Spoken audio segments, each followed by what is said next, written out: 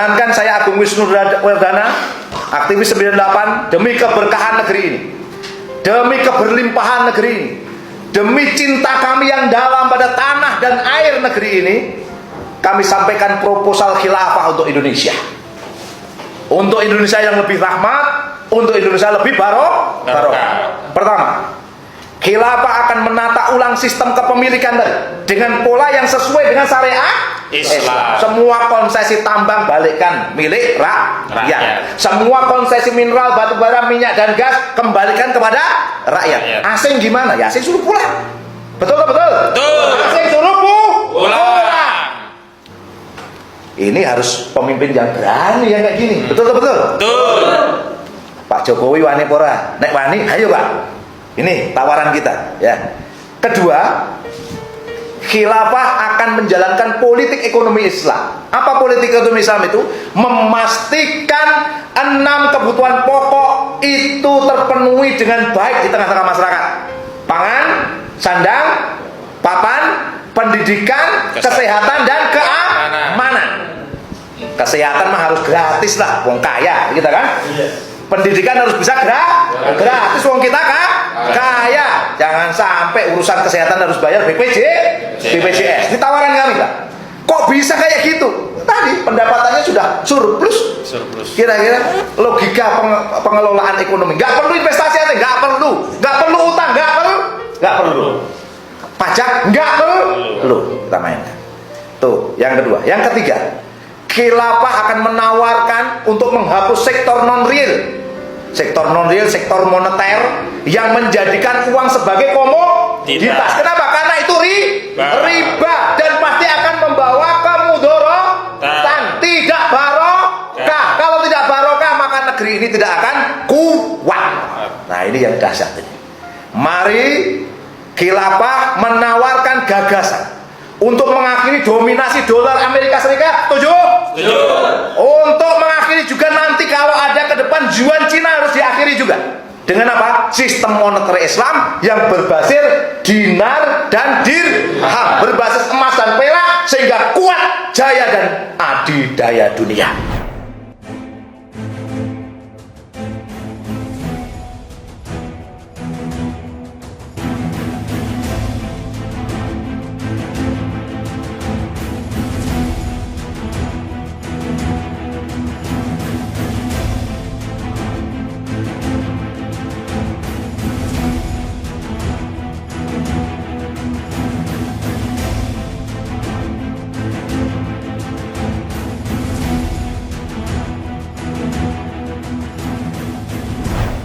Halo sahabat Indonesia, kita bertemu lagi dalam Opini Rudi.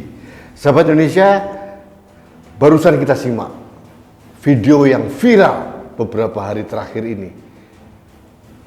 Yang berbicara itu adalah Ustadz katanya, namanya Agung Wisnuwardana. Dia mengklaim dirinya aktivis 98 yang menggulingkan Orde Baru.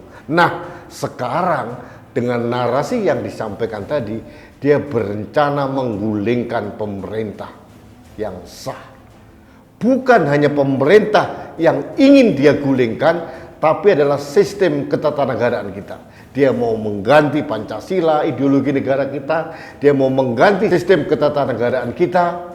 Bagi saya, itu sudah makar atau subversif. Yang membuat saya heran sampai detik ini Agung Wisnuwardana ini belum ditangkap juga. Padahal dalam KUHP, Kitab Undang-Undang Hukum Pidana, pasal 107 ayat 1 dan ayat 2 tentang makar jelas kalau ada orang bermufakat untuk menggulingkan pemerintah yang sah, dia wajib ditangkap dan pemimpinnya diancam hukuman seumur hidup. Meskipun saya tahu KUHP pasal 107 belum tegas dibandingkan dengan undang-undang subversif zaman Orde Lama, Undang-Undang nomor 11 tahun 63 yang lalu, yang sudah diberangus, sudah dicabut karena kita euforia reformasi. Undang-Undang subversif nomor 11 tahun 63 itu warisan Orde Lama dipakai oleh Orde Baru. Pertanyaannya bukan undang-undangnya yang salah, tapi pelaksana undang-undang zaman Orde Baru yang ngawur. Seharusnya yang dikoreksi adalah pelaku pelaksana undang-undangnya, bukan undang-undangnya. Sekarang undang-undang itu sudah tidak ada. Kita kehilangan lagi aturan atau undang-undang yang melawan orang-orang seperti Agung Wisnu Perdana ini. Saya mengusulkan agar segera dibentuk lagi undang-undang subversif atau makar dengan definisi yang lebih jelas dibandingkan pasal 107 dari KUHP. Kalau tidak, bubar negara ini. Kalau orang-orang seperti Agung Wisnu Perdana dibiarkan, remuk redam negara ini.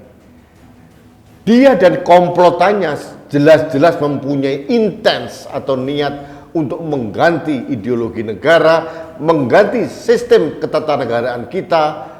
Masa mau dibiarkan? Apalagi jelas mengatasnamakan proposal khilafah. Ini berbahaya. Saya punya keyakinan Agung Wisnu Wardana ini adalah kelompoknya HTI atau kelompok-kelompok yang pro khilafah yang lain. Cuma dia digunakan sebagai juru bicara saja. Tapi pertanyaannya adalah siapa main master di balik gerakan-gerakan ini? Kita perlu melihat keterlibatan orang-orang besar untuk memporak-porandakan republik ini. Sebetulnya saya tidak yakin alasan mereka tentang prosperity atau kesejahteraan rakyat. Tapi saya yakin semata-mata untuk kekuasaan dan menguasai ekonomi serta sumber daya alam kita. Itu tujuan utamanya. Alat yang dipakai adalah khilafah. Orang yang dipakai juru bicara adalah orang-orang kadrun seperti Agung Wisnu Wardana ini. Pertanyaannya, kapan orang ini diringkus dan ditangkap? Kalau tidak, negara ini tidak punya wibawa lagi.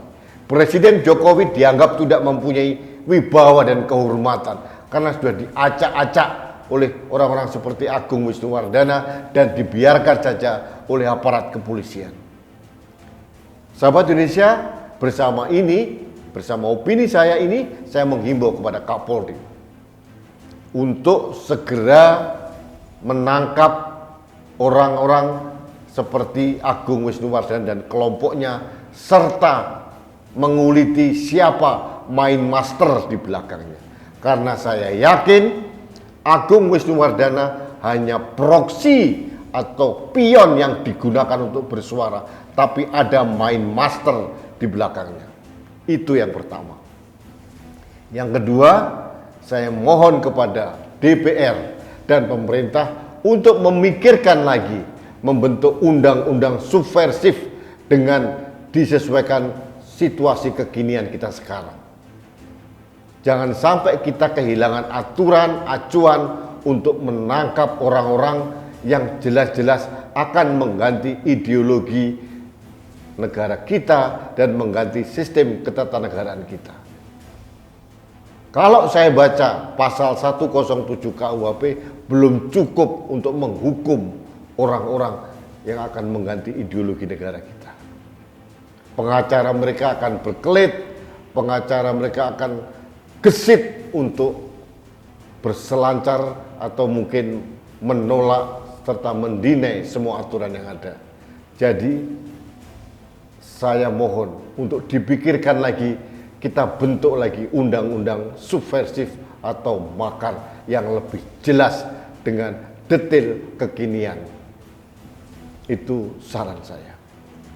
Baik, sahabat Indonesia, mohon maaf saya agak geram dan bagi saya ini tidak bisa kita biarkan.